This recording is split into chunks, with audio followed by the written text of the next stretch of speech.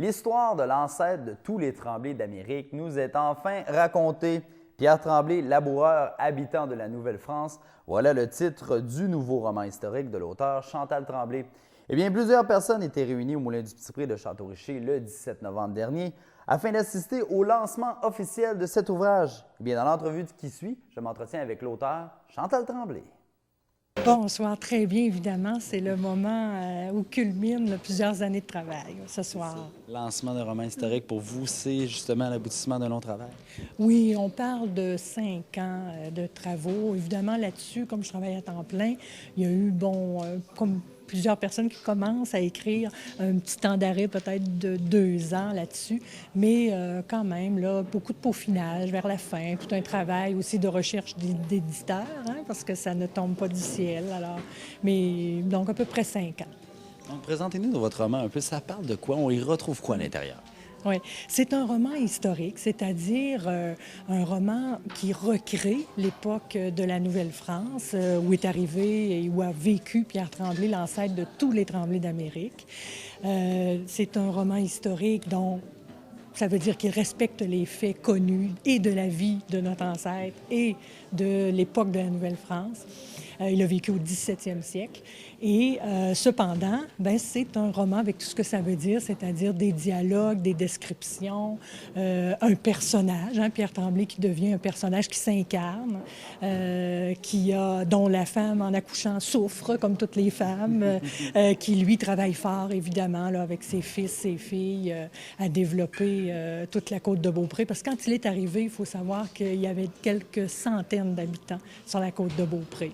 Alors, Québec, la côte de Beaupré, l'île d'Orléans, un peu la Rive-Sud, c'était un peu l'espace qui était développé à ce moment-là. Mais on parle d'une poignée d'habitants, donc il fallait évidemment défricher sa terre, comme on disait, clore son désert, c'est-à-dire fermer par des clôtures, puis ensuite, évidemment, abattre les arbres, soucher, planter pour essayer d'avoir une culture l'année d'après. Évidemment, tous les enfants qui arrivent. Alors, Pierre Tremblay a travaillé fort parce qu'il a eu 12 enfants et que après leur naissance, il a décidé d'aller travailler à Baie-Saint-Paul, développer Baie-Saint-Paul au nom de Monseigneur de Laval avec Noël Simard, l'ancêtre des Simard, pour établir ses garçons. Il a eu 4 garçons dont nous descendons tous. Moi-même, je descends de l'aîné. Il y a eu Pierre, Jacques, Louis et Michel. Plusieurs petits-enfants déjà. Alors, c'est sûr qu'il a été prolifique, mais il n'a pas eu 25 enfants. Il a eu 12 enfants, dont 10 se sont rendus à la majorité et ont pu eux-mêmes se marier et avoir des enfants. Sauf que c'est quand même une histoire unique parce que c'est l'histoire de quelqu'un d'humble, mais qui a quand même participé, qui a été le contemporain de Monseigneur de Laval, de plein de gouverneurs, d'intendants, dont Jean Talon, qui était là, donc, quand on dit que Québec a été fondé en 1608, lui est arrivé en 1647. Mais imaginez, pour moi, en tout cas, ça a piqué beaucoup ma curiosité. J'étais bien fière de voir, en plus, qu'il s'était installé tout près d'où je suis née, puisque je suis de Saint-Joachim. Donc, tout ça mis ensemble. J'ai eu le goût de raconter son histoire pour défaire certains mythes, dont celui qu'on venait tous du Saguenay-Lac-Saint-Jean. Mais oui, c'est ça, dans la culture populaire, nous, coudonc, les Tremblay, ils viennent pas du Saguenay, finalement? Non, le Saguenay-Lac-Saint-Jean s'est ouvert 2 siècles plus tard à la colonisation et à l'exploitation de la forêt, sous l'influence d'ailleurs d'un Tremblay, Alexis Picoté. On utilisait les surnoms parce que les Tremblay étaient nombreux, comme dans plusieurs familles, donc on utilisait les surnoms. Mais voilà. C'est votre premier livre. Qu'est-ce qui vous a poussé à la rédaction d'arriver à un produit comme celui-là? Moi, je suis rédactrice de métier. Alors, mais dans une organisation gouvernementale. Alors, c'est certain que là, on ne signe pas. On ne peut pas utiliser un style un peu imagé, original, son style personnel. C'est une écriture efficace, simple, parce qu'on a quelque chose de compliqué d'habitude à expliquer à nos concitoyens pour qu'ils comprennent l'administration, les lois, les règlements, les programmes, tout ça.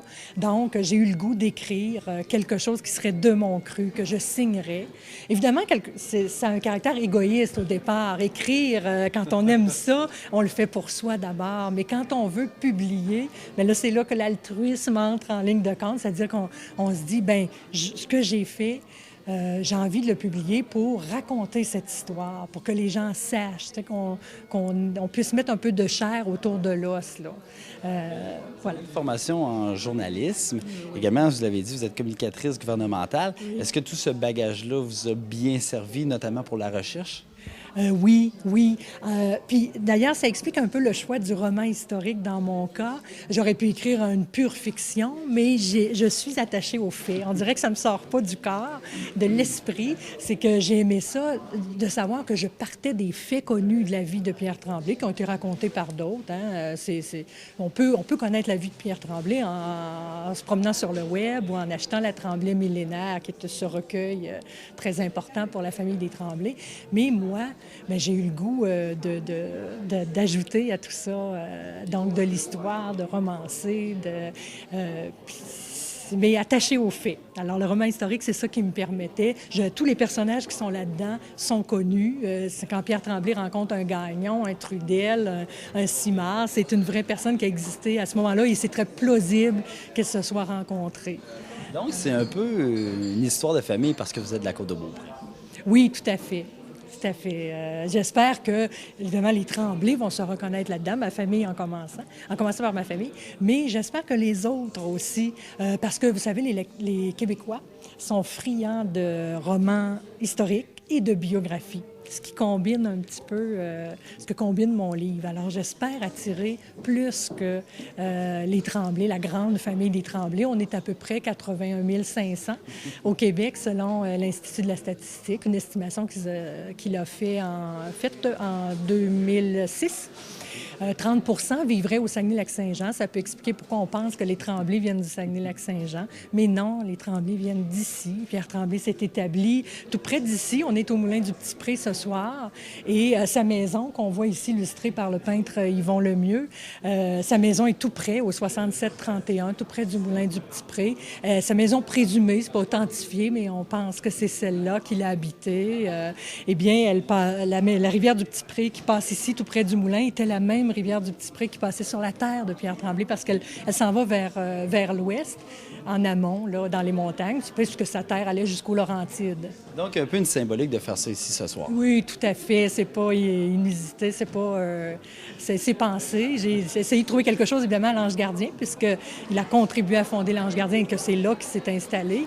Mais finalement, quand je suis tombée devant ce moulin qui avait des salles de réception, eh bien, évidemment, mon choix s'est imposé. Alors, félicitations et surtout bon lancement. Merci beaucoup. Merci d'être là.